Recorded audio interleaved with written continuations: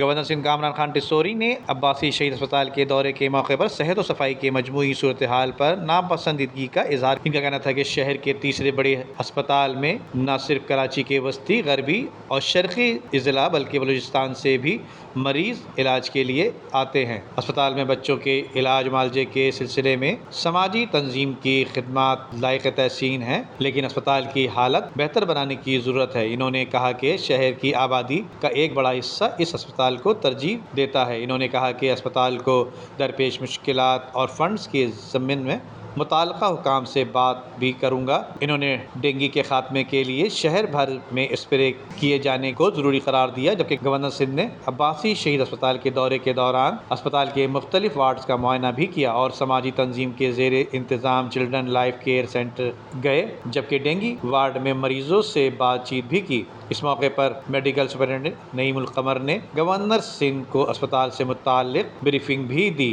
جبکہ دوسری جانب گورنر سندھ کامران خان ٹسوری نے نارتھ اعظم آباد میں کمیونٹی پولیسنگ سینٹر کا دورہ کیا۔ اس موقع پر کمیونٹی پولیسنگ کے چیف مراد علی سونی، ڈپٹی چیف خواجہ جمال سیٹھی بھی موجود تھے۔ گورنر سندھ کو بتایا گیا کہ نارتھ اعظم آباد سینٹر کا قیام 2 مارچ 2021 میں ہوا تھا۔ اس سینٹر کے تمام اخراجات تاجر برادری خود ادا کرتی ہے۔ اس طرح کے مزید 10 کنٹرول اینڈ کمانڈ رومز شہر کے 7 اضلاع میں قائم کیے جا رہے ہیں، جن میں ملیر سٹی، سولجر بازار، Clifton, defence, Korangi, industrial area, منگو پیر اور کماڑی شامل ہیں۔ ان کنٹرول رومز کے ذریعے جرائم میں ملوث عناصر کی نشاندہی کی جاتی ہے، جس کے ساتھ ان کے باعث جرائم کی شرح بھی کم ہوتی جا رہی ہے۔ اس موقع پر گورنر سندھ نے کہا کہ کنٹرول اینڈ کمانڈ روم کا قیام خوشائن بات ہے۔ بلا شبہ جرائم میں کنٹرول کرنے میں سینٹر کلیدی کردار ادا کر رہا ہے۔ انہوں نے مزید کہا کہ تاجر برادری کے اپنے مدد آپ کے تحت اقدامات قابل ستائش ہیں۔ ندیم صدیقی، میٹرو 7 پاکستان۔